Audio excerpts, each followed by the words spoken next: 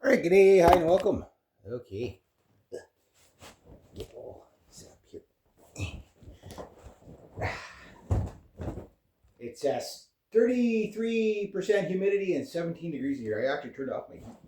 Woohoo! Save some hydro. Because God knows how expensive the hydro is going to be. Uh, yeah.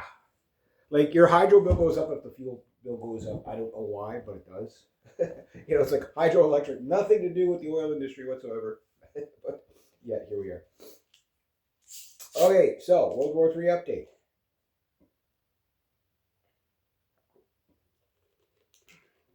I had to work at the school yesterday, so I wasn't able to do my update. I wanted to, but I couldn't. And what I prepared for you guys today, was a whole page of all kinds of technical analysis and great information you guys, to help you understand this conflict going on. And it will probably be the most enlightening information you get. The problem is, I left the page up my dad's place, so I have to do everything at the top of my head. So yeah, you're gonna get rambles. You're gonna get rambles. A little bit of housekeeping, I guess. Responding to some people. Uh, yes, I do know about the Otska Nazis, that anti-Zionist Otska Nazis. Like I said, there's probably about 123 different tribes of Jews, right?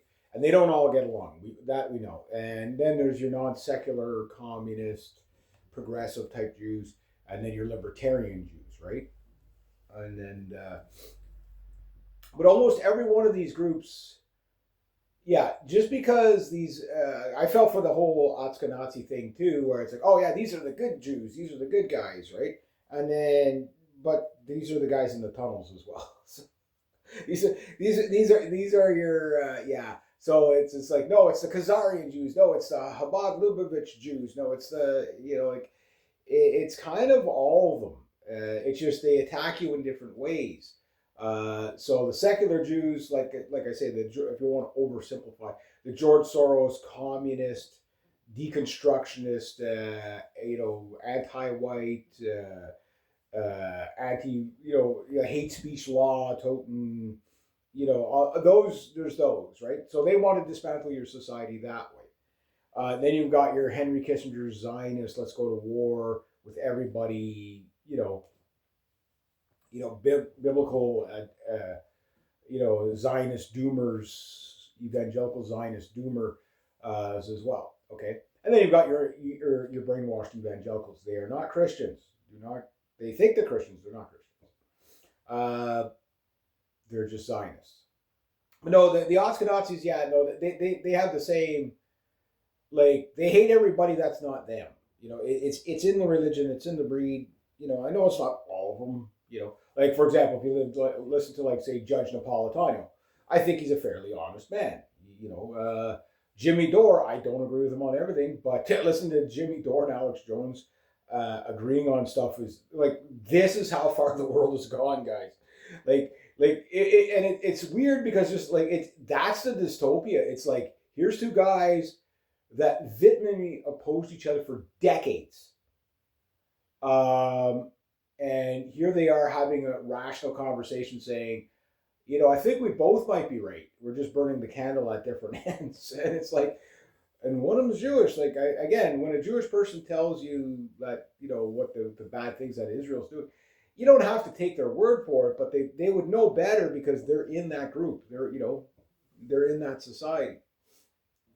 They know these people. They know how they think. They know when they're being bullshitted, right? So yeah, you can take it like that. But the problem is the majority of them are for this war. The majority of Israelis, they're having raves in their bunkers right now. That's kind of funny to watch. And a lot of that is PR. Like people in the bunkers, I'm sure, are fucking terrified. But they have like, okay, let's get a bunch of the 20-something-year-olds and IDF people and have a rave. Oh yeah, we're not scared. Yeah, But again, they're also mental cases too, right? This whole war is because of mental cases. The problem is when you think of like insanity, a lot of people don't understand insanity. They only understand it from like a schizophrenic or one flew over the cuckoo's nest, bipolar people and so they understand that, but they don't understand like somebody who could still function in society. Um, and basically they just confuse them as psychopaths, right? And that's true. Most of these people, these Zionists, are psychopaths. There's no doubt about that. But they're also really insane. Like Donald Trump is insane. These people, like their delusions of grandeur of the Greater Israel Project and stuff like that, is pretty easy to see. It's all openly admitted, right? They will kill anybody and everybody to get this. The evangelicals are the same. They're insane. They've gone insane, right? Yeah, it is what it is. But yeah, no, this idea that there's one good Jewish group and one bad Jewish group, and it's just like black and white, it doesn't really work like that. No, I felt for the Ashkenazi thing for a little while too, and then you realize they hate us. Yeah, they're anti-Zionist from a religious point of view, where they're going to be persecuted till the Messiah comes back. Once the Messiah comes back, or the Mashiach or whatever comes back, then they'll be forgiven by God. Then they can have a nation. Till that time, they're forbidden. So they're arguing over over the religious part of it, right? So they're not really like they're not free Palestine. Some of them might be, but in general, no. They're just like no, you're following the Torah, the Talmud the wrong way. That's what it's about. But if you ask them if Amalek should be destroyed and Edom should be destroyed, the question is who's Amalek and who's Edom? Well, that's us, guys. Again, don't take my word for it. Just listen to the rabbis. There's like so many of these hate speaker rabbis, preacher rabbis out there. You got it with Islam too, with the imams. Death of the West again, and then you've got radical Zionist evangelical preachers. We have to kill all Israel's enemy. Again, Paula White. Just start with her, and you'll see what evangelicalism is all about. Like the evangelicals. They've always been pretty out and open, and most people have basically dismissed them for decades. But it's 70 million people in the States that are evangelical Zionists, right? So, yeah, and these people think it's Jesus is coming right now, so which goes against Scripture. Yeah, yes, I'm not a scripture like a scholar, but you will not know the date and the time of the arrival. You know what I mean? Like it says it in pretty much every version of Christianity. That so fear not, right? But it also means you can't force a hand. Look, it's a very Jewish thing to try to trick your own religion into, like for example, you got a rabbi out there talking about, look, we want the dome, we want to rebuild the third temple. So maybe if a rocket were to maybe we could pretend like a rocket accidentally strayed and destroyed it, so we could build it again. It's like it's like. It's again, it's psychopathic. It's and I hate to keep going on and on and on about them, but they've got us at the edge of World War III, right? So, but anyway, I digress. So the next one is BB still alive and doesn't matter? So everybody's probably seen the 80-toothed, six-fingered, not on just one hand but on both hands, Netanyahu. Hey, this is proof I'm alive. Okay. There's a picture going around of some IDF soldiers pulling Netanyahu out of some rubble, and there's a check like an AI checker. I don't know what it's called or whatever, but anyway, it's like a 78% chance that it's not AI. So there's that 25% doubt, right? There's him in a coffee shop and he looks all weird. Is it AI? The lighting's really piss poor, which I know with cameras with bad lighting, you can get really weird effects. But the six-finger thing, that's very AI. What I think it is it's probably actually him. I don't think he's dead, and I'll tell you why. Mossad rules. By way of deception, we will wage war, right? And so basically, I believe he probably was hit because there does seem to be a lot of IDF uppers that are and politicians and stuff like that. The Iranians have way more intelligence than the West ever thought, right? Like a Saddam. Saddam had okay intelligence with a handful of his Republican Guard, right? His good guys were like the best in the world, but he had a handful of them, right? Well, the IRGC seems to have a much better network. Meaning, like for years, Israel has used, and the CIA, the Americans have used, the CIA and the Mossad to like kill Iranian scientists and doctors and all kinds of people in Iran, right? And we always assume that, like everything was so heavily infiltrated that no matter what happened, Israel would dominate it, right? And I think what has probably happened here, and again, will we ever know? But this is my speculation, is that the Iranians figured out who all these CIA and Mossad agents are and pretended to not know who they are. They would cost them a few scientists or whatever. Okay. But they held their cards close to their chest, right? Because the tunnels aren't blowing up, right? And if you had Mossad agents everywhere, they would be in the tunnels. So they probably found a way to figure out who's who. And that is a game changer. Okay. The other one is the fact that they are finding Israeli upper echelon, generals. They're killing IDF's like top command. You're not hearing about it a lot, but it is mentioned in passing here and there that this guy was killed. This is the right man hand guy to this guy, and he was killed. And it's like, okay, they're finding these guys. And these guys aren't walking around on the street. Like, these guys are hiding in strategic locations. My hunch is that the Iranians found the locations, right? Because they seem to be targeting them. So, is it possible and highly likely, when I start naming off some of the targets that got hit in the last pass, if it's true. Because again, there's the big thing that people should be talking about is how well they're censoring everything that you don't know what's going on. But that's also a really bad sign for the West. It's a horrible sign. Because if we were winning, they'd be showing you everything. They'd be, you got to think about it. Okay, Iraq, okay, Desert Storm. You saw the shock and awe, the Marines running across the desert fucking shooting and, and their gas masks and everything like that. And Abrams tanks rolling and A-10s coming in and shit blowing up and blew the shitballs out of Kuwait, blew the shitballs out of fucking downtown Baghdad. You had the highway that, and then you had here is Private Jennifer Army and Private Jennifer Army. Tell us how it is over there. Oh, I miss my family, my kids, and all that. But everything's going well. Everybody's got high morale and blah blah blah. And this is Private Joseph Battle. How you doing? I'm fighting a good fight. I'm America. Blah blah blah. And you see all this propaganda. We're building schools and liberating women, and so somebody put out a really funny thing. It's like, you guys probably seen the Chinese guy who just does like all the biblical conspiracy stuff. Sometimes he's really good to listen to. I don't listen to him that much. It's just I try to stay in the here and the now. I don't dismiss the religious angle of this at all because this is a part of the 10th Crusade.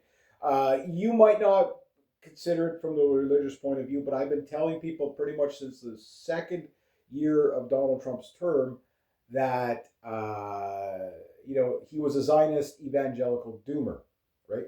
So, which pretty much, like I said, so guarantees you're going to go to war with Iran because it's biblical, right? So this war is not about weapons of mass destruction. It's not about the oil. It's part of it. It's a part of it, right?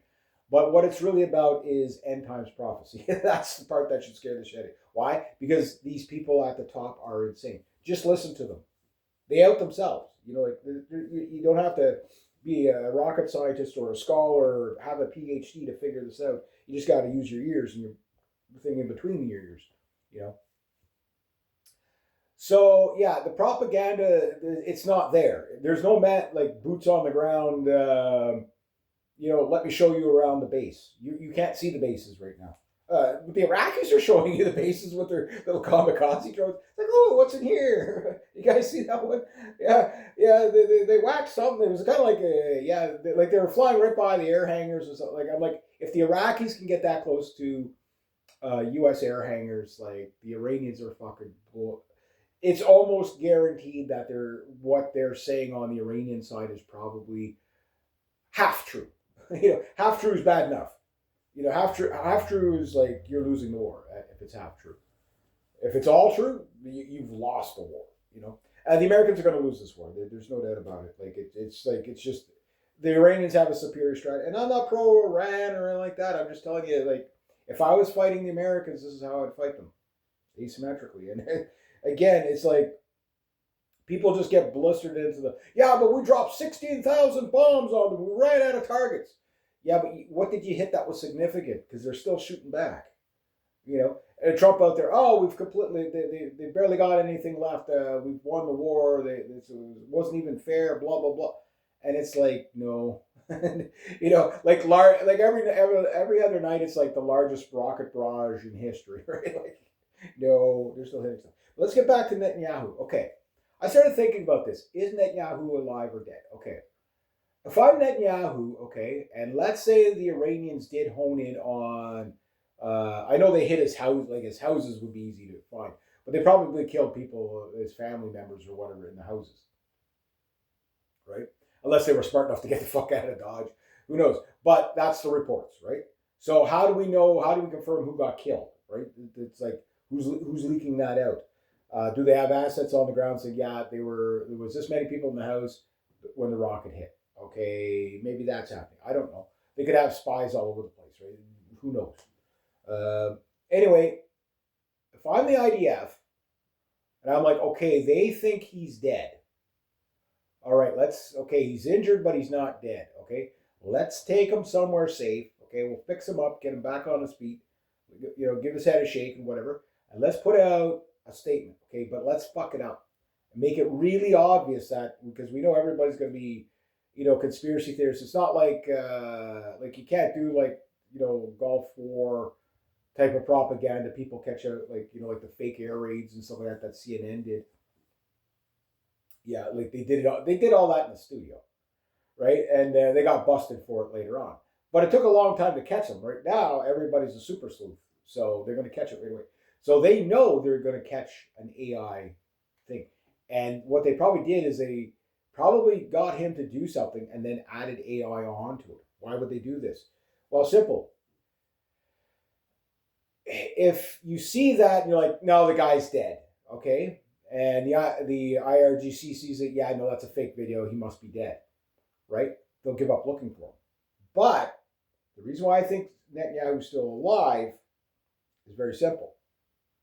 The IRGC is like, Netanyahu, we're coming for you. This is after he's been rumored to be dead. So why are they still looking for the guy if he's dead? You know what I mean? Like, and they're very adamant about that. They're like, we're going to find everybody. We're going to find you all. Like they're like, hey, we're not stupid. We're not. And the Iranians, I know a lot of people. Okay, look, nobody likes the Ayatollah. I get it. You don't like the new one. You don't like the old one. Okay, whatever. Is that guy still alive or dead? I don't know. I'm hearing a lot of people getting fucking shrapnel in the guts there. All these people are, when these things blow up, like it's like, it's kind of weird because you usually hear that, right? Because the Geneva Convention got rid of a lot of, like, for example, artillery used to have ball bearings in it and glass.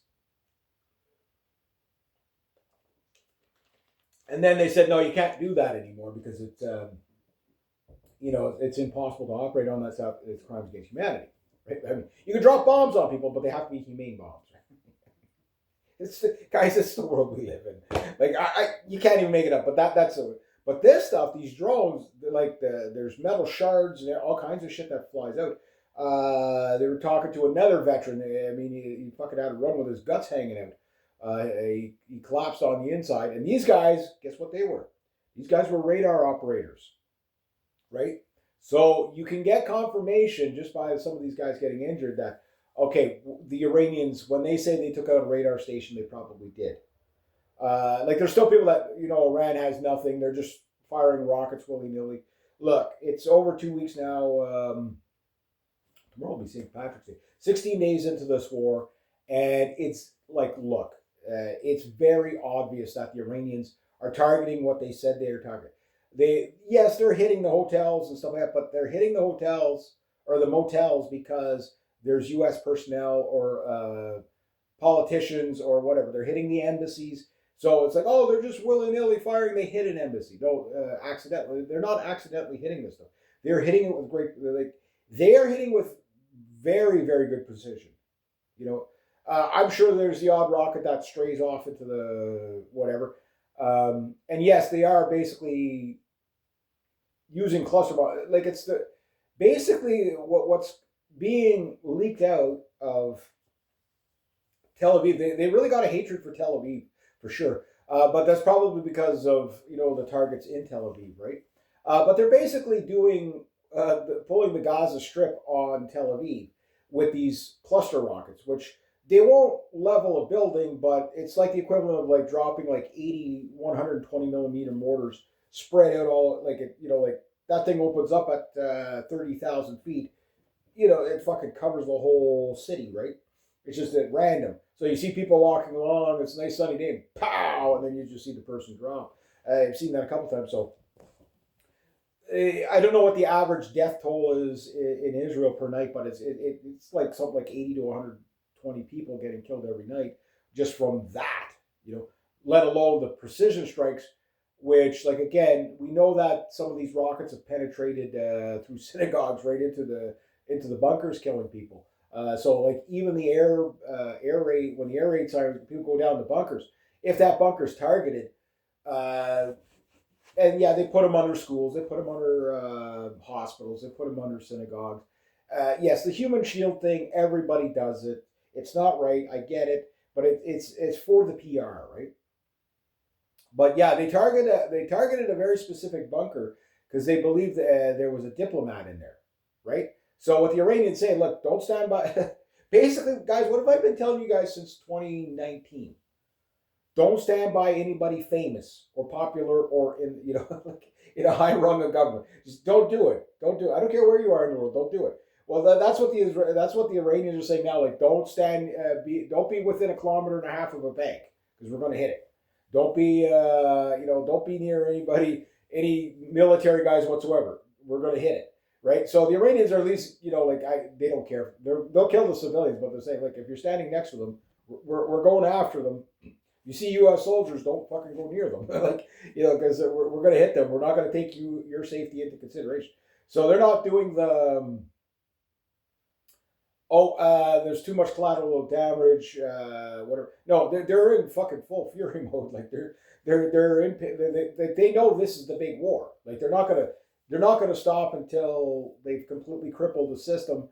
If the United States does not surrender, and yes, you heard me say it, and there will be a surrender. It won't be a public surrender. Trump can't do that. But what'll happen is, like, they're gonna have to find a way to get out of it because it's now a quagmire. Yeah, that early in, not even 2 weeks in, it's a quagmire. Like because every plea that goes to the Iranians, here, come back to the table. Like, no, we were at the table. You fucked it. You burnt that bridge. You know what I mean? Like, the Americans burnt it. Like, Donald Trump truly believed he was going to get a Maduro raid 2.0. Like, I was going to hit them, and then we'll let them hit us back symbolically, like in the 12-day war, and then it'll just be over. But they're not stopping. We're 16 days in. They're not stopping. And they're saying, hey, look, we can basically fight this war out to the midterms, right? And at this rate. Like, they're not saying that's as far as we can go. They're saying at this rate, which is, by that time, there's not going to be anything fucking military targets left. I'm sure even Donald Trump and Hegseth or whatever said, we ran out of targets in Iran. So now they're just double tapping it. So they're just basically dropping bombs for the sake of dropping bombs. Because they didn't really hit anything of anything significance. I mean, they hit some stuff. Carg Island, I finally got the name right. Donald Trump, well, we spared we could have wiped out their oil refineries and blah, blah, blah, but we spared it. Well, they can't, because that's the equivalent of shooting yourself in the foot, right? Because right now, like, strategic reserves around the world are being drained, and oil prices, guys, like, people think, oh, it's going to be 150 barrels. Guys, you're about to spend $20 per gallon by summer's end. It's going to be $20 a gallon. It's probably going to be about $25,000 to $30,000 gold. like the damage that has been done. Okay, and this year, man, I think this 2026 unfortunately has been my most accurate. I've been like 10-0.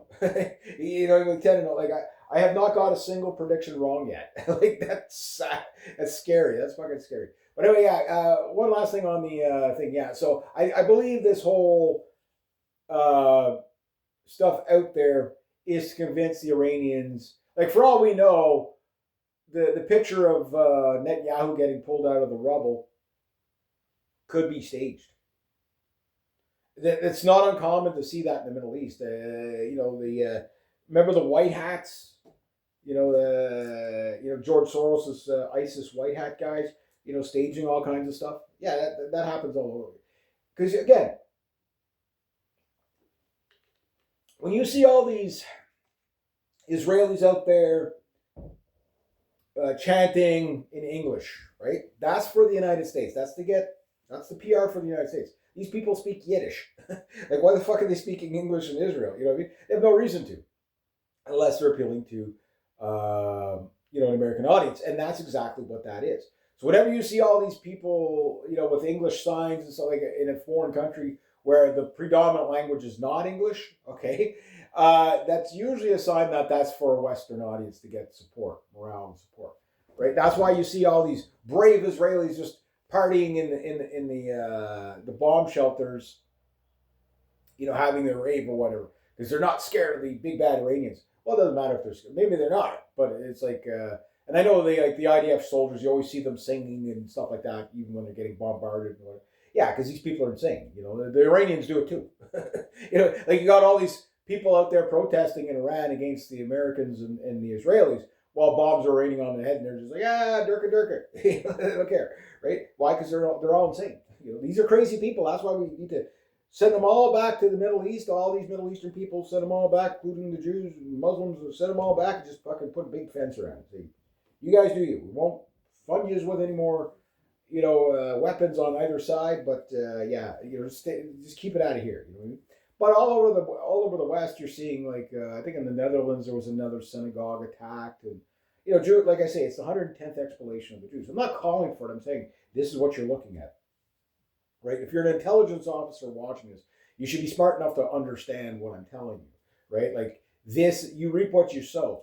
If you're going to tick off the fucking Muslim worldwide, you're going to see shit. You know what I mean? Like it's a but yeah, because you're not dealing with rational people, right? It's like, I know what our solution is: more hate speech laws.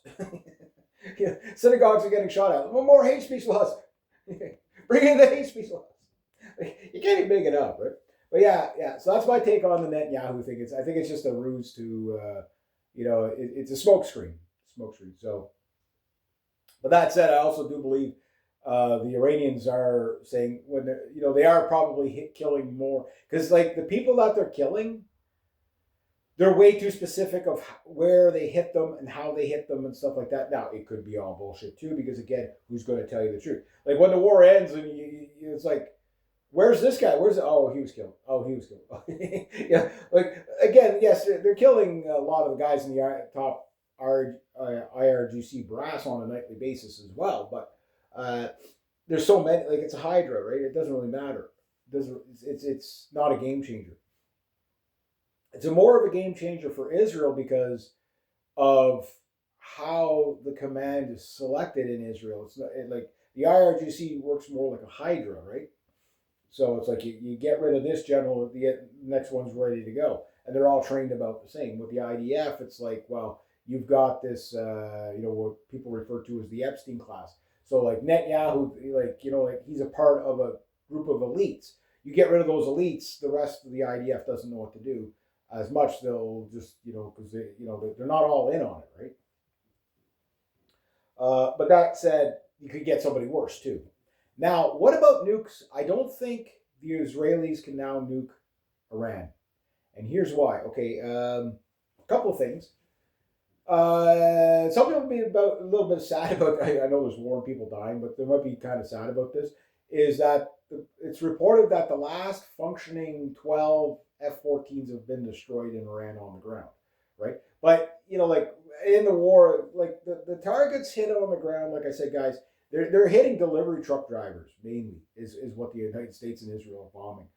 They've hit radar stations. They've hit bunkers. They've hit this. They've hit entrances and stuff like that. But it's not enough to stop the Iranians. The Iranians are, it doesn't even really slow them down because they factored it into the equation that they're, like you can take out all their fuel, it doesn't really matter. They probably got, millions and millions of barrels of oil, and fuel, light fuel refinement in the tunnels. Like, they probably got like their own reserve of oil in the tunnels. Maybe they can't, run the entirety of Iran, but they could probably do enough fuel that they can keep their military going for like years, right? Who knows? We'll know when we know, right? So targets wise, like a lot of the F-14s, they had about 30 of them. So like and most of them, I didn't hear of any of them flying around at all. So it's like they weren't even consequential to the war. Taking out their navy, okay, yeah, some of the big frigates and corvettes, yeah, that's a big loss for the Iranians. But even at that, they could still get, the carrier groups. Like there's a lot of speculation whether the carrier groups are being targeted and attacked because you hear it every night. And I think a lot of that is going to come from the AI slot, but a lot of that's going to come from the CIA too. Why? Because it's like the idea is to just make people not understand what's going on to the point where they don't know what to believe, right? It's like, well, did they hit the carrier? Did they not?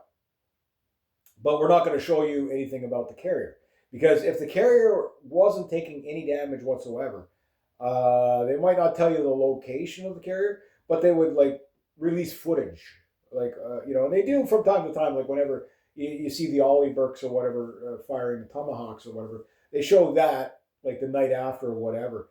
But it's very controlled because what's probably happening is well, my hunch is that the IRGC knows exactly, and the Quads forces know exactly where the U.S. Navy is at all times. There's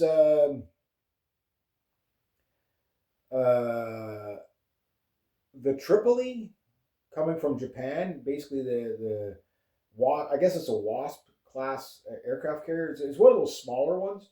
And they're going to be bringing like the Japanese V-22 Ospreys, which the Americans still have them, but it's mainly the Japanese that run them. So they're basically pulling, and again, you're hearing different numbers: 2,200, 2,500. I've heard 3,000. I've heard up to 6,000 Marines heading towards. Again, if the war was going so well, you wouldn't be pulling those troops from Japan. You know what I mean, and other places. They're taking more THAAD systems from Taiwan. Yeah, China. Yeah, do that. We like that. Yeah, we'll help you pack it. yeah. Take that system away. We want that. Yeah, thank you. You're so nice. You make invasion now possible. Yeah, I digress. So that's going on. You've got the economic stuff is just absolutely nightmarish. Absolutely nightmarish. What else was there? There was, yeah, like I say, the soldiers. Like you're starting to hear of the wounded. You're starting to see some of the, flag draped coffins, stuff like that. There's rumors from actual active duty people that it's like, no, the death toll is much higher. Again, I don't know how like 11 people in 16 days with that much stuff flying around. When what you can't confirm is how many people died on each base, but you can confirm every night U.S. bases are hit. But yet nothing gets destroyed on the American side because, America, right? And I'm just like, no. Shit's getting hit. So, we know that 7 tankers are probably out of commission for a little while. We have 3 destroyed for sure, or up to 8. So we don't know how damaged the other ones that were hit on the ground, if they were hit on the ground. We know there was a helicopter base that was hit last week. Again, how bad, nobody knows. But there's reports that 7 F-35s were hit in their bunkers, in their hangars. Is it true? Is it not true? I don't know. But that's the report. Is it possible? I think highly possible. But that's a big hit. That's $700 million of aircraft just destroyed, right? That's almost $1 billion, guys. And the bigger news is, guys, if I'm the Iranians, okay, and I want to, yes, remember I was telling you about and it seems to be confirmed even by the Iranian side, the two Su-24s that were shot down, flying 700 miles an hour, 80 feet above the ground, and they were 2 miles. Again, you have to understand, 2 miles is only a few seconds out. At that speed, that's a few seconds out of these Su-24s just about to do an air run, a bombing run on a major U.S. base. Two Qatari F-15, or one or two Qatari F-15s were able to intercept. But those radars in that area the major radars are down. So there's probably a lot of smaller radars either picked them up or AWACS, right? And now we know that the nuclear sniffer dogs are flying around all of the United States, the EC-6 Mercuries, but they're also flying all over the Middle East as well. But here's the thing: what we don't know is which F-35s were hit. Because if that was all the Israeli ones, because they have about, I know they had 7 for sure. They might have a little bit more than that now, but at last count it was about 7 of them. Now, that said, there's still other forms of radar. So you got the warships, but the warships are only going to be able to, they're not going to be that good inland, right? Because you need drones and satellites. So we know drones are getting knocked out of the sky. Reaper drones or whatever are getting knocked out of the sky pretty much on a nightly basis now. I know the last count was 11. God knows what they're up to now. We'll wait till we get some reports. But there's a report that, and this is major game changing for the Iranians, is that they may have taken out, if true, again, take it with a grain of salt, 4 EC3, basically AWACS. The EC3s are basically the smaller AWACS. They're not the smallest. There's about 3 levels of sizes. Like you have, I think the Viking, which is the aircraft carrier ones. Those are old. Those are from the fucking 1960s, I think. But they still work, right? They still do. And what that does, it gives you, it gives your guys the heads up. But I've explained how, and again, when people have the argument up here in Canada, the soft Gripen versus the F-35, I say it doesn't really matter because they both do the same thing. They just do it different ways. But the F-35's main advantage is not its stealth. A lot of people think it is. It's not. Stealthy, even the B-2, once you're at a certain range with a radar, it's just you can get in closer to the radar without, because you have a smaller cross section, right? The RCS is smaller. So it allows you to get in closer to your target to drop your weapons, right? But here's the thing. You have to fly with your radars off. You want to, because you usually get picked up with your electronic signature before the radar even hits you, right? And you got heat signature, you've got light spectrum, LiDAR, radar, and sonar, and all these things, right? But the thing is that, X-band radar is usually what's used to pick up the average aircraft. And stealth does very well against X-band radar, but it doesn't do so well against low-frequency radar. But the problem with the low-frequency radar is it doesn't hone in very accurately. It just kind of lets you know something's in the area, and you got to kind of figure it out. Think of it like AM/FM radio. You know what I mean? Think of the low-frequency radar, which is like World War II type radar. It'll pick up every stealth. It'll pick it up, but it just won't. It's kind of like AM radio. You know what I mean? So it's all about sine waves. Eh? So AM is like this. FM is like this, high frequency. You know what I mean? It's a higher frequency. So, then you got broadband radar. You've got there's like 18, 19 different types of radar. So, but the thing is that when you can fly with your radar off, you lower your electronic signature, right? And when you lower your electronic signature, you can penetrate the airspace better. The problem is with your radar off, you can't see fuck all, right? So you're flying blind essentially, right? So this is where your AWACS come in. So what the AWACS do is that they can reach out their radar. You're going to know they're there. You're going to, like 250 miles out, which is the longest ranged air defense capabilities of the Iranians is about that with their domestic, unless they got S-300s or something like that. So these AWACS can stay way the hell away from the battlefield. And then with the drones can give you the camera view and stuff like that, find the targets like that. And what the AWACS will do is basically watch the back of the, of the F-35s or F-15s or whatever's in there, F-16s, whatever. And what it'll do is it'll allow these guys to basically concentrate on the mission, avoid, air defense units and all that, and see where everything is have 360-degree battlefield view for like 500 miles, right? Or whatever the AWACS can do, plus with the satellites. So it's multi-coordination, right? But you get rid of the AWACS, the ground radar, which a lot of ground, like the Iranians are systematically removing stuff, right?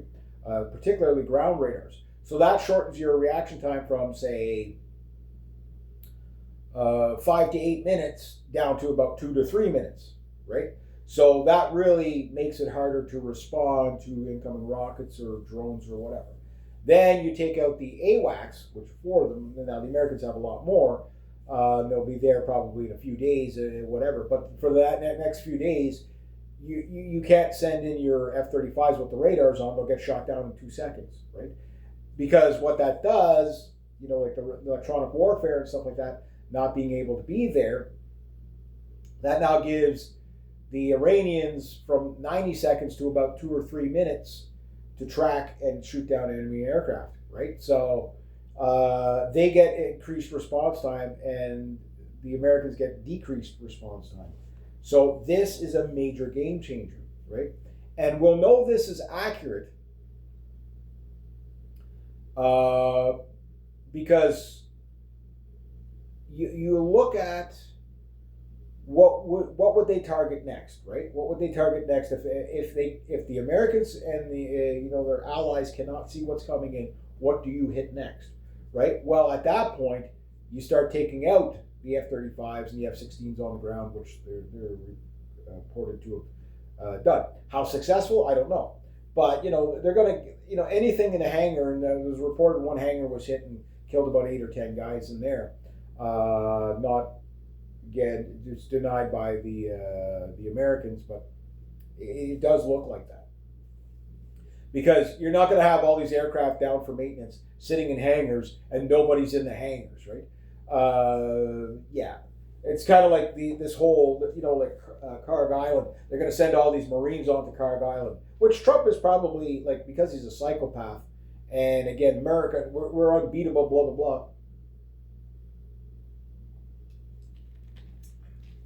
There's a way these neocons look at things as, yes, it'll be bad PR for us, okay? But it'll rally people around the flag when they see 6,000 Marines just get fucking slaughtered on a beach for oil, right?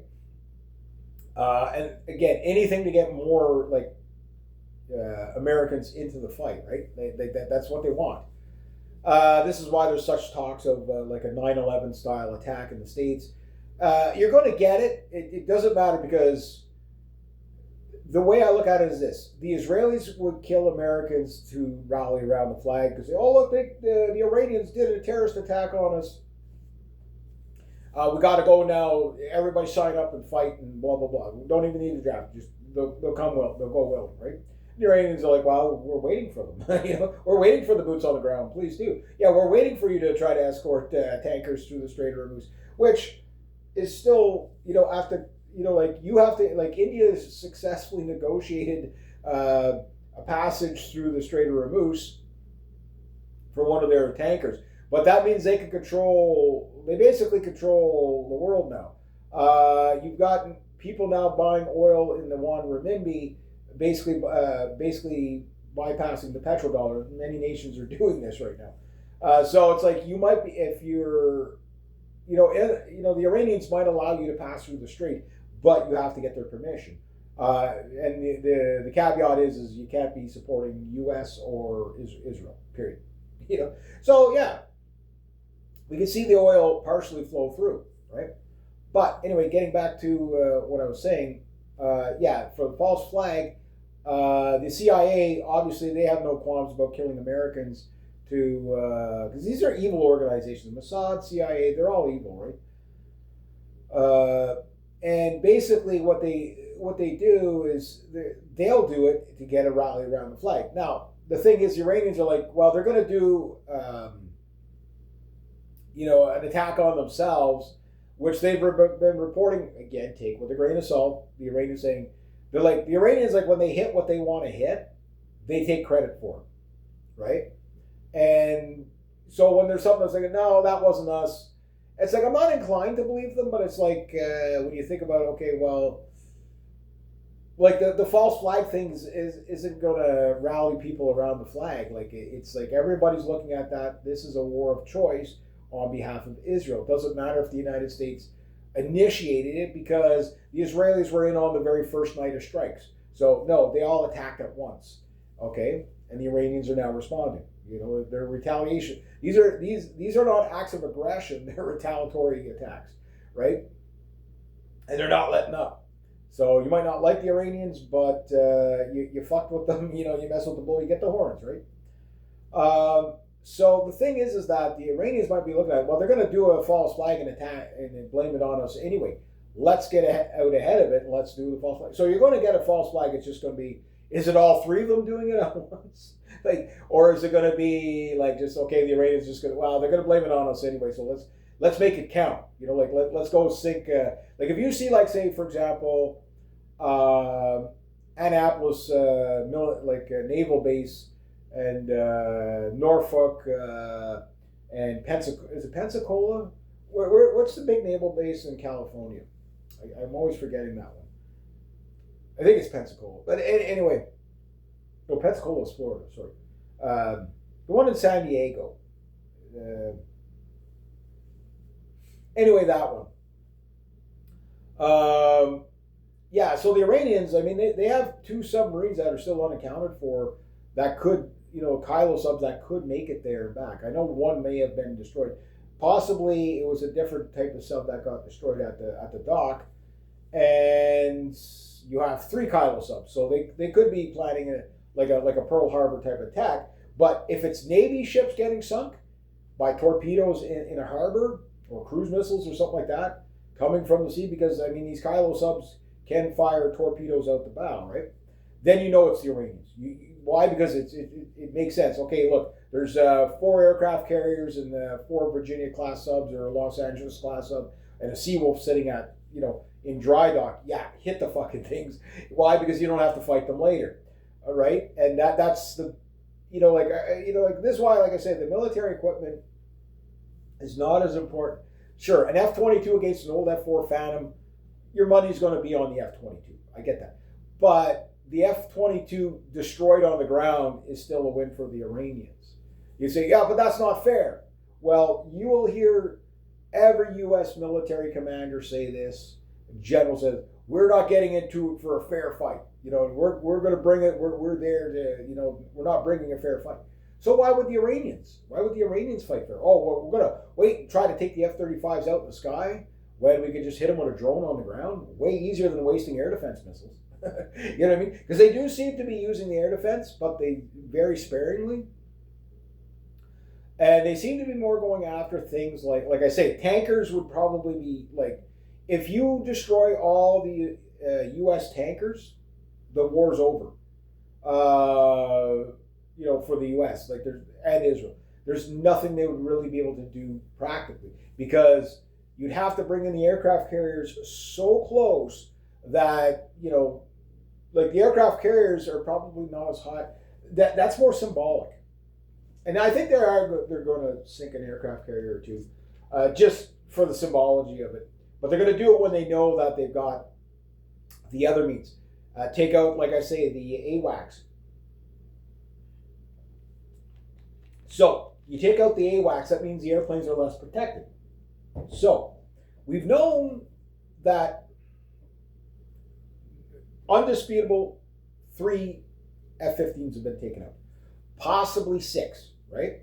Well, you can add 2 more to that because the Iranians are claiming they shot down 2 IDF F-15s. This comes in right after they've made the claim that they took out some AWACS, right? So the idea, they said there were some F-15s and F-16s coming in on long-range strikes because the F-15 is about the only aircraft that the Israelis have that has any sort of, not only just legs to run, but like distance, right? That could probably do the round trip because they got to fly 1,000 miles there, 1,000 miles back, and then bring a payload with them. So the F-15, you can put 3 drop tanks on it, plus, probably still more of a payload than what the F-16 can carry, right? With 1 drop tank or 2 drop tanks, whatever the F-16 is going to have. Because an F-16 is not going to be able to carry much with drop tanks.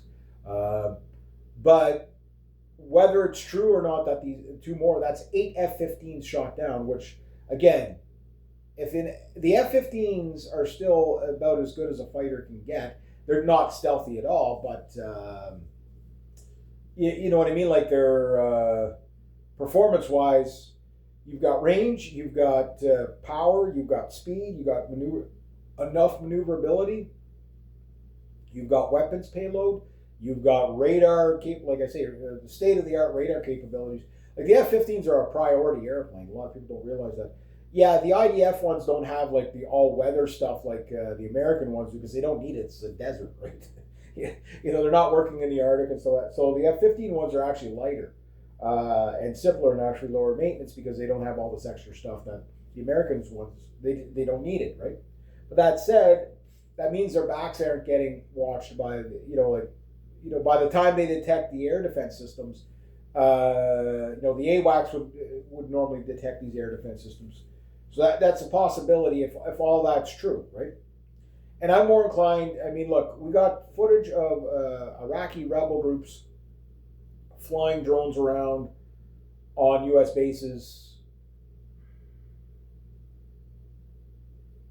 If the Iraqis can do that, then the idea of that the Iranians not being successful with their rocket attacks, and again, every other week, the Chinese, their satellites are showing you, here's the damage, here's all the buildings that are flattened. You know what I mean? These bases are big. Don't get me wrong. These bases are huge. So, but the thing is the Iranians are degrading the capabilities, right? So, AWACS, tankers, that's the big money. You say, yeah, but one tanker was just an accident. Yeah, but that put 2 tankers out of business, one permanently, right? So if you damage the tail on the other, what it sounds like is that the training tanker rammed the other tanker somehow was able to fly. But you got a tanker that, was probably barely able to get back on the ground safely. So this thing's going to be out of commission for like months, right? Now these AWACS, that were hit, if they were hit, those things, their last production run was in 1995. They're unobtainium now. You can't just rebuild them. Now, mind you, I know, according to Donald Trump, you don't need anything from Canada whatsoever. But just so you know, right now we're currently building these nice little Bombardier AWACS for, these little, what do you call it, P6 or whatever, for the Swedes, right? And we're like, shit, we're building these things, like the Americans were going to sell us like P8 Poseidons or something like that, or EC3s that just go, these were probably the ones that were going to sell to us, right? And we're like, but we're building brand new ones, that work with the soft grip. And again, it's exactly the same way that not exactly the same way, but in a similar fashion, the way the AWACS work for what you call it, the F-35, right? So, and these are newer, and they're cheaper to run. They're twin engine, yeah, so we've I think just signed a deal with Bombardier to not only build them for Sweden, but that we're going to build them for ourselves as well. It's based on the 65 Global 6500 platform. There's several platforms that we have. It's the same platform, just as the 5500 seats XYZ amount of people. The 6500 a little more, the 7500, and then the 8000 is like the flagship, right? They make an executive jet. It's basically an executive jet that's going to be converted to possibly submarine warfare, patrol aircraft, and AWAC, right? It's 2-in-1 platform, so it's like it's a no-brainer for us to do this. This also comes at where the Arctic 7 with Carney. Basically, there was Carney, Iceland, Finland, Greenland, Denmark, and Norway, Sweden. Anyway, the Arctic.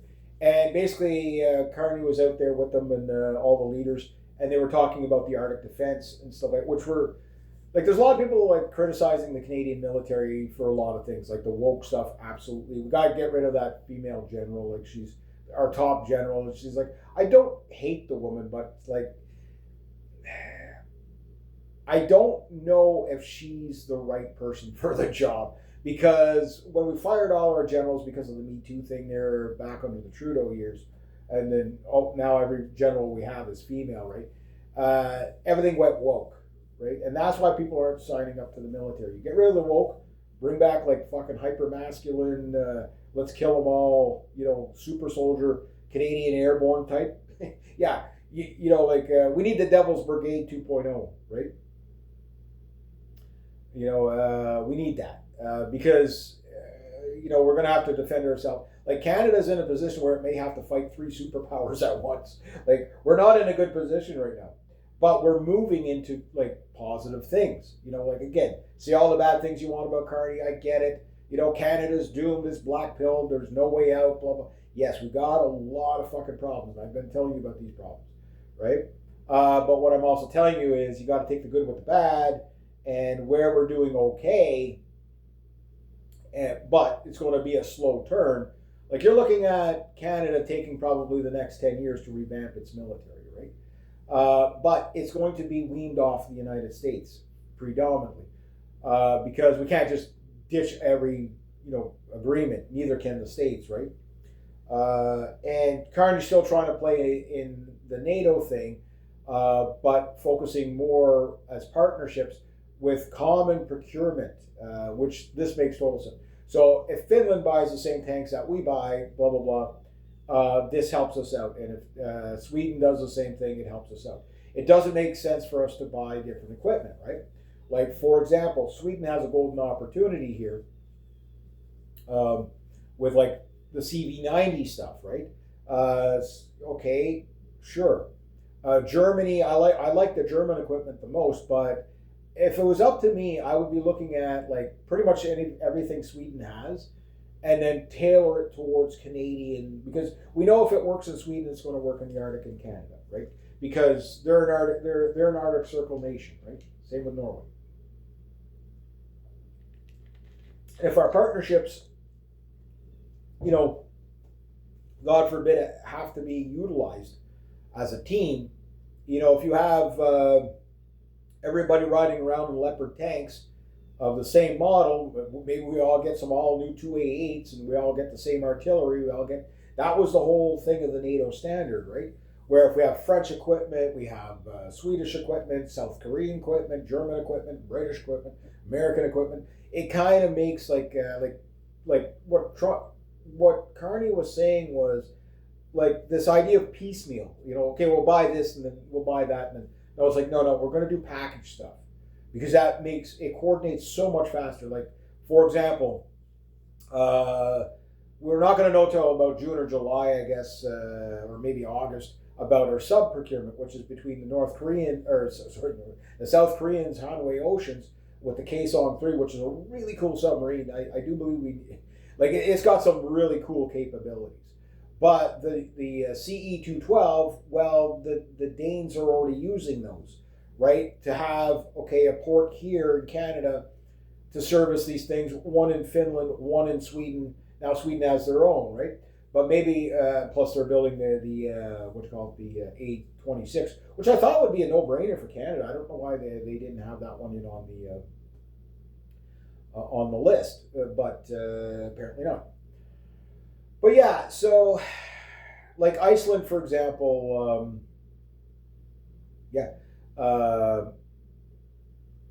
like they don't really have a military, but we can set up bases there. Sweden's already setting up, soft gripping bases there. And again, we're making our Arctic precedents. No, but Carney said something that I really, really liked.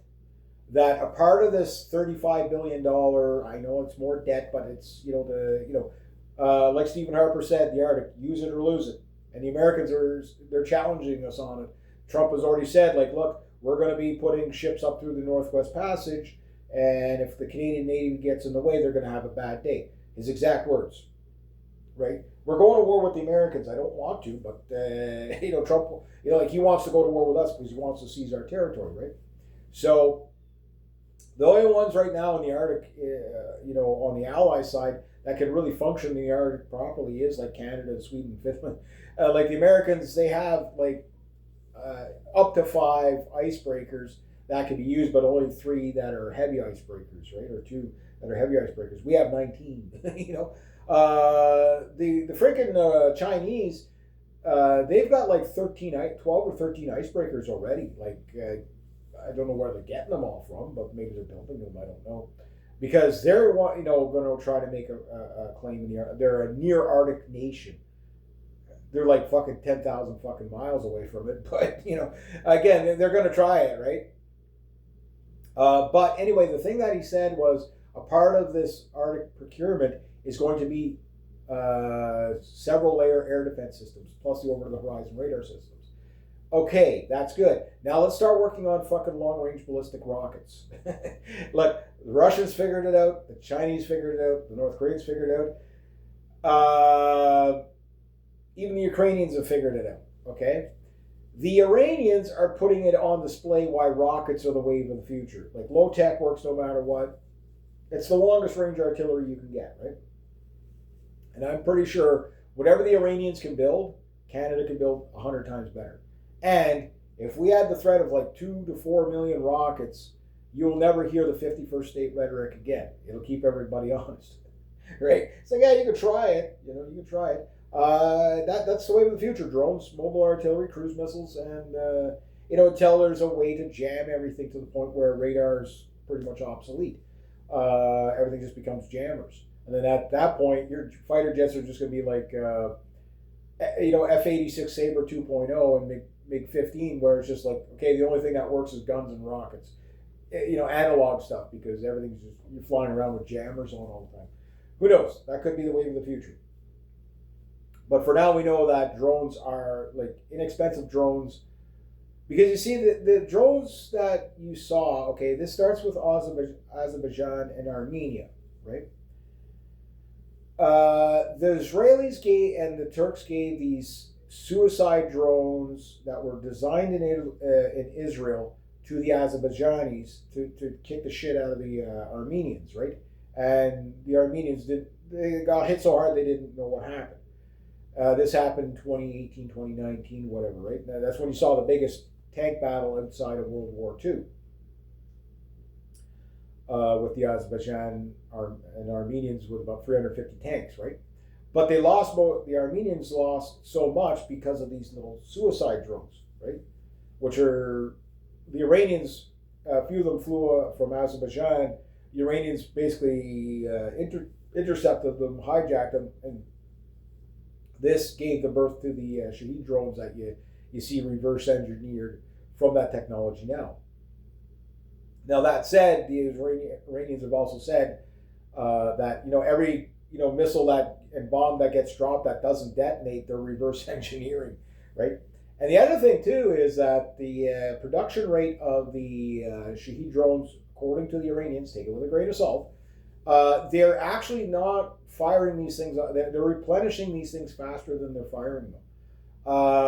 So we know that the heavy rockets, they can build about 100 of those a month.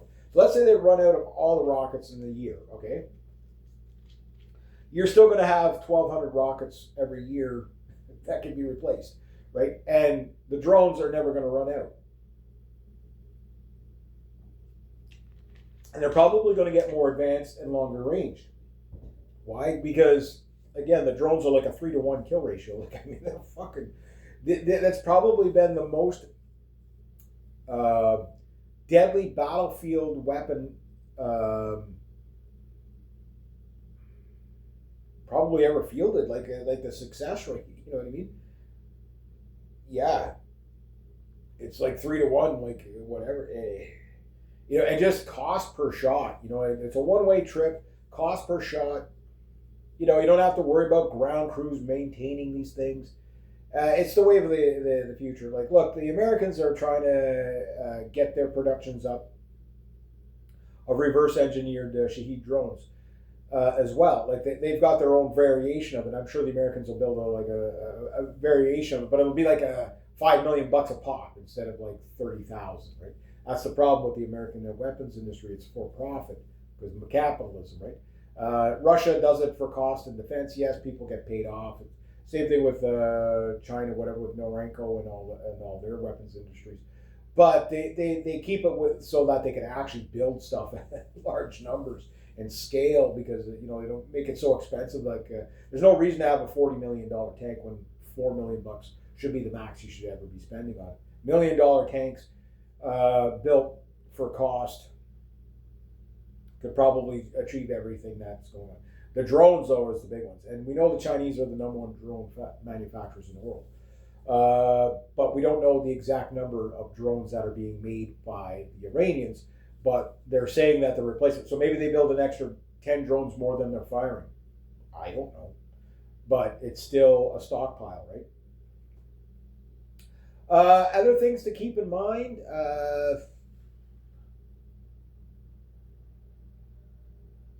Of the bases and everything getting hit. Oil's still getting hit, all that stuff. More and more. I was listening to Jim Willey last night. Not Jim Willey, Jim Rickers last night. I don't always agree with him on everything, but he is a smart man. He's still talking about supply chain 2.0, but he's saying the same things that I'm saying, like for example, diverting the soybeans, right? Like it took 30 years to set up, 10 years to set up these supply chains, right?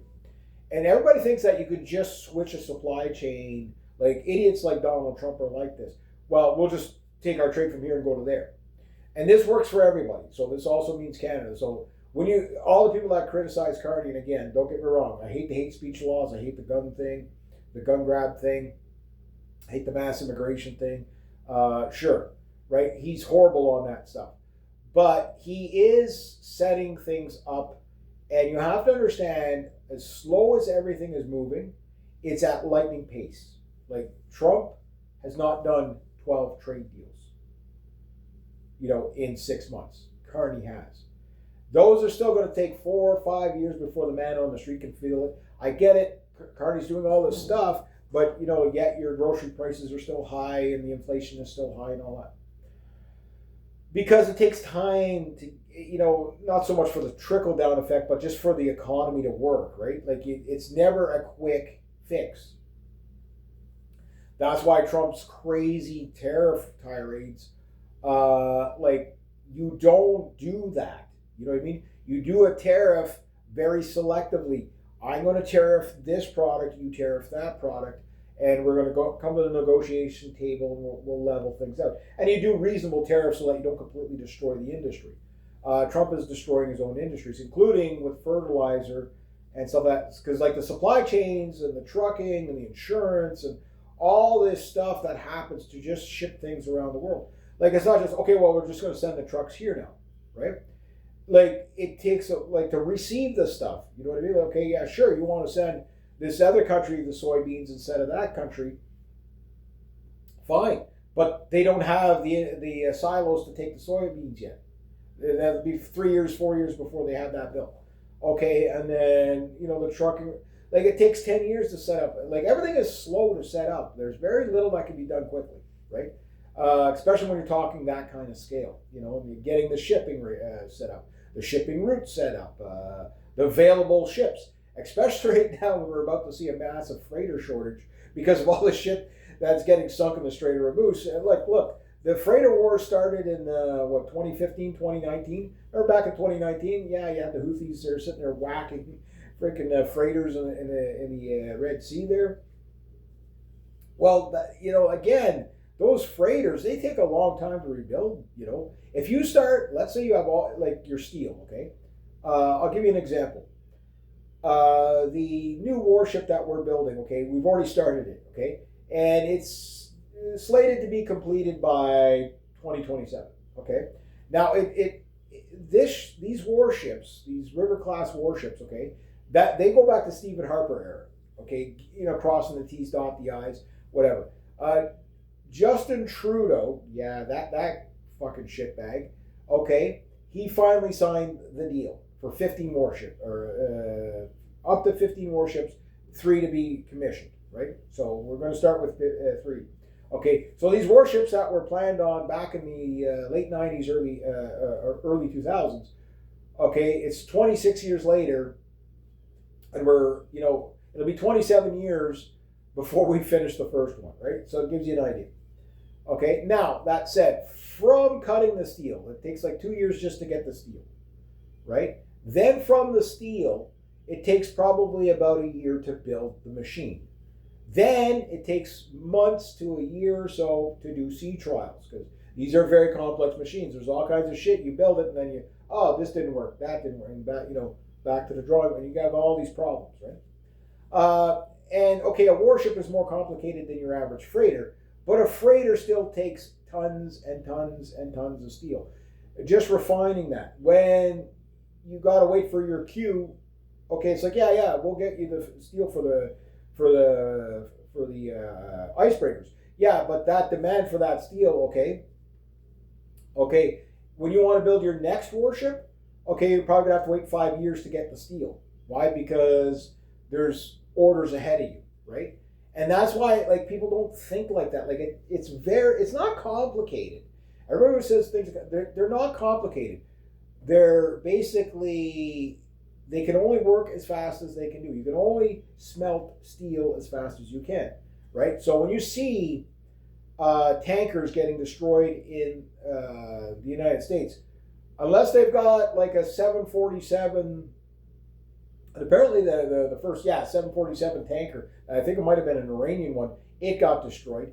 Yeah, they're not going to be able to replace that ever. You know what I mean? Like that. Even if the war were to end tomorrow and the sanctions dropped, they'll never be able to replace that. Like it'll take them 10 years just to build that thing. Like you got to think of what the tools and dies are all set up for right now. It's kind of like an automotive plant.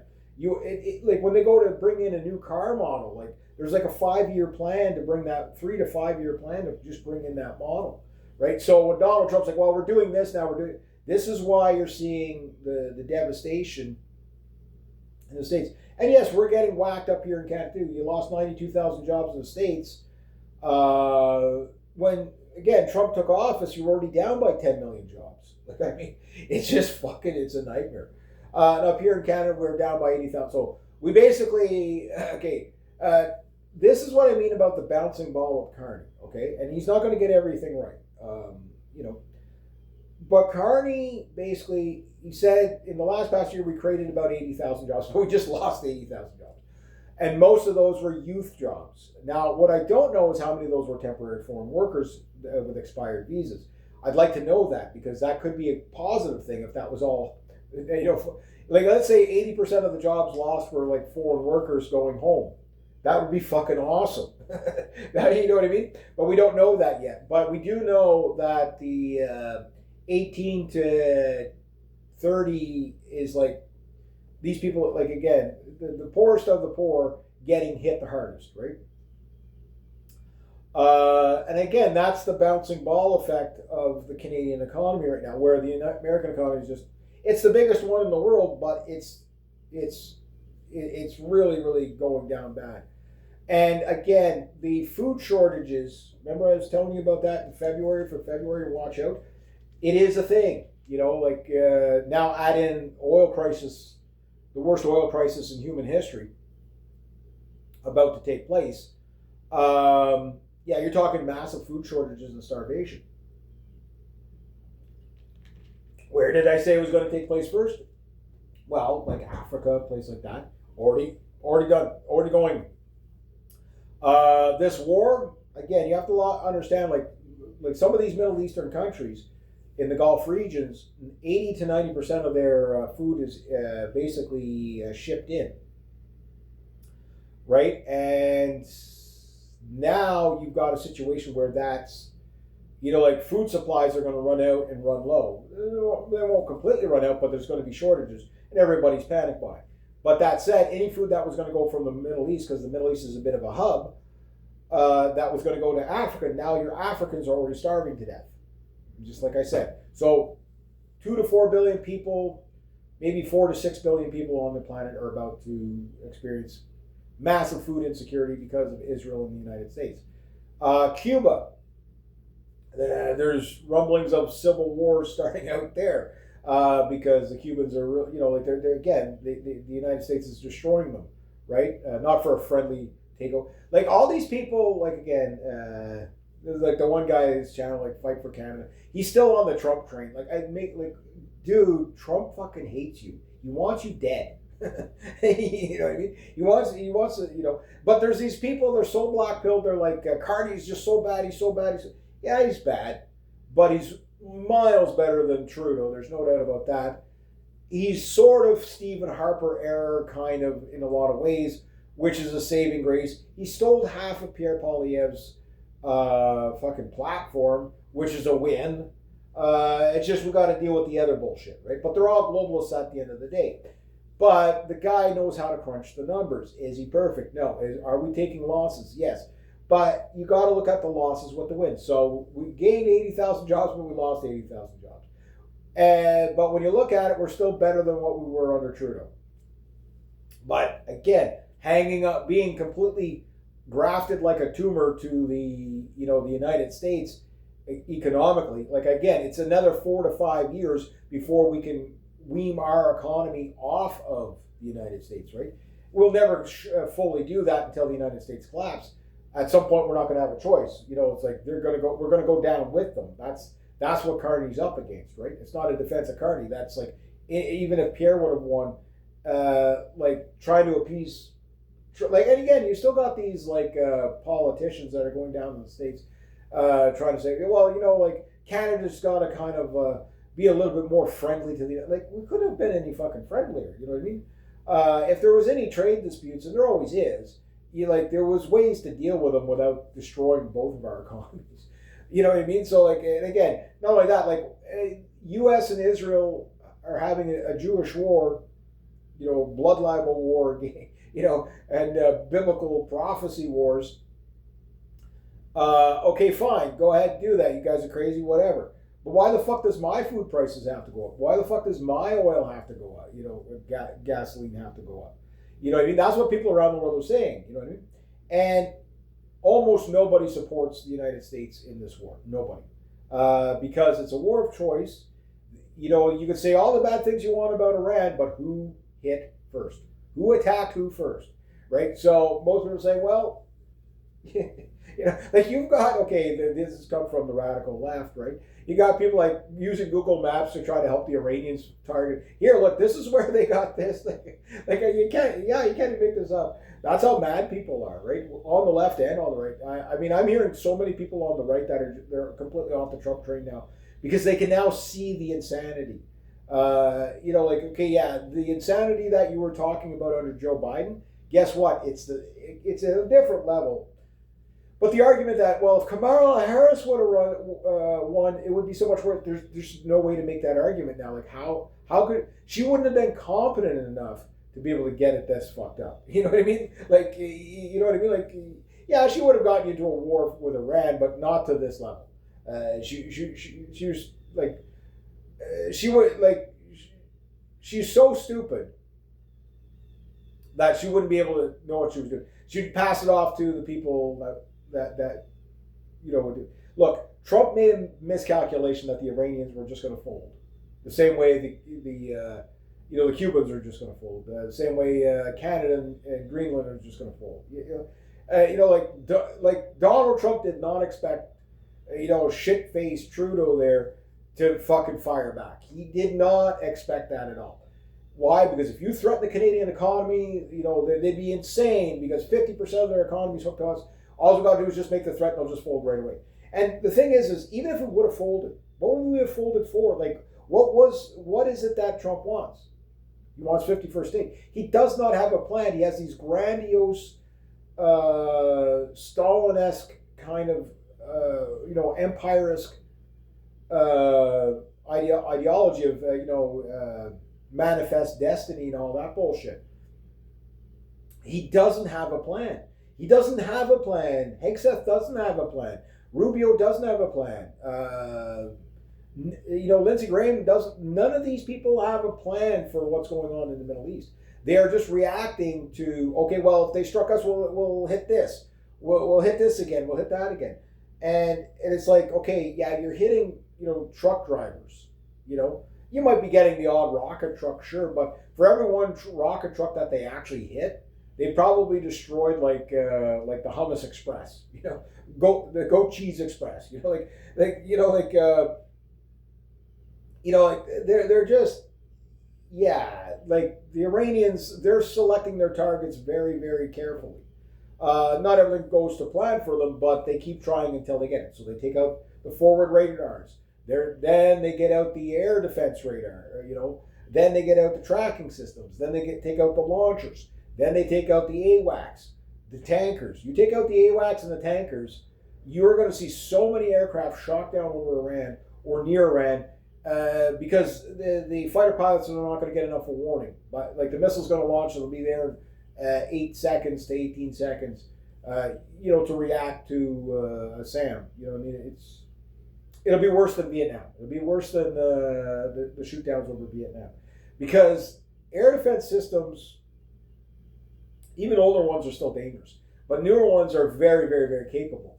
But it's a very difficult thing because you have to deal with electronic warfare. So like I say, you'll know the Americans are in real trouble when you see the A6 Prowler. You won't see A6 intruders. I think they're all pretty much been recycled or whatever. You might see some. But if you see A6 intruders coming back onto the scene, that it will be a very, very telling thing. That means that the F-35s had failed.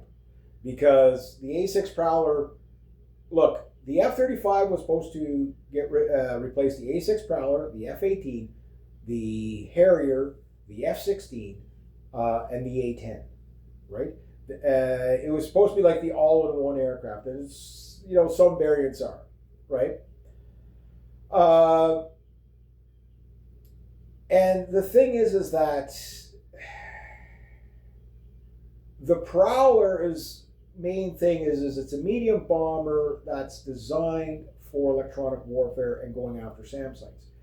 The method that it uses is the same method that they're still using, overwhelm the radar. Rather than, if you can't jam the radar or fry out the enemy's radar, older radars you can do this, you can overwhelm them.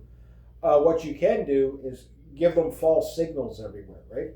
And this works with the AWACS and the electronic, like the P-8 Poseidon and stuff like that. These are electronic, they can do electronic warfare like that. Problem is when you take those out, now the aircraft itself has to do it.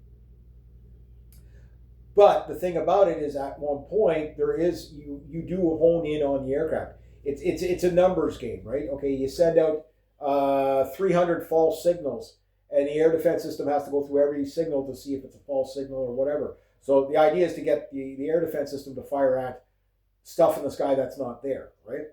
It's clever. It's very clever. But everybody has that. Air defense systems, have that. Some of them have that capability too, to make you think that there's a SAM over here when it's over there. It's electronic warfare. That's why it takes so long to train these guys up. So when you lose an air defense crew, you lose like 5 years of training.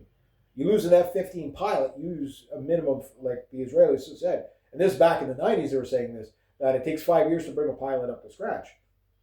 You know what I mean? So, sure, a pilot might be considered combat ready, like a Desert Storm was like 120 hours on your F-18 or F-16, and you're combat ready, right? But, like, I mean, that was sending guys in way too soon. If you do that now, like you're going to need 500 hours of flying time minimum to probably have a hint of a chance of survival over this battlefield. But anyway, so we'll see what else was destroyed. Again, hangars, maintenance crews. You've got U.S. troops. Yes, it's not 100% done deal, but it looks like, yes, there's going to be boots on the ground. It's just where are they going to go? Like, are they really going to try to get onto Cargo Island? That would be an absolute fucking disaster. Yeah. And the Iranians, like, are they going to do it? Are they really going to be like the Iranians? Be like, they can't be that stupid. Yes, you got all these special forces teams that are, and again, Marine guys are telling us this. Like, Marine veterans are telling you, like, these guys, when you bring them in, they're the door kickers. Like, they're the guys that go in to set up so that you can get the air, set up the base and hold the perimeter and whatever. Like, how are you going to resupply these guys? Like, again, what you're going to just keep airdrop? Like, airdrops aren't the most reliable. You know what I mean? Because picture this: you got a bunch of guys on the ground, they're setting up camp, whatever. The artillery starts coming in, wiping out the camp. The rockets come in, whatever. The next batch of C-17s come in, and bang, they get shot down. You lose heavy lift aircraft right over the base. Crash land right on top of 10,000 guys. Like, I mean, again, this is the most advanced. And again, when I said this years ago, that when the United States fights Iran, they'll be fighting the most advanced military they've ever fought in their life, which is 100% correct, right? They've got intelligence. It's asymmetrical. So you're not seeing, F-35s and F-22s up against Sukhois and MiGs and whatever in the sky, because it's obsolete. Like, you don't need a MiG-29 in the sky, really. And the Americans don't have full air supremacy. Yeah, they're dropping a lot of targets, but that's not air supremacy. Like, you can't do regime change from 25,000 feet. You just can't do it, no matter how many bombs you drop. And the thing that I think people are starting to pick up on it, look, you're down possibly by 8 F-15s in this conflict. If the F-15s are going down, everything's going to go down. Like, again, it's a legacy aircraft. They're old, but the radars in them are state of the art. Again, it's a very high capability airplane, even by today's standards, right? So yeah, that invulnerable, invincible F-15, like over Iraq and stuff like that, shooting down MiG-25s and MiG-29s and whatever. Yeah, okay. Yeah, you go up against an Iraqi pilot that's got like 50 hours of flying time in his MiG-29 and an older MiG-20. Yeah, of course you're going to kick his ass, right? But the thing is going up against ground air defenses where, missiles coming out of the fucking mountaintops, like, good luck with that, Like, again, you're going to be probably hit and not see it coming. Look, 3 F-15 pilots got whacked in the ass and shot down.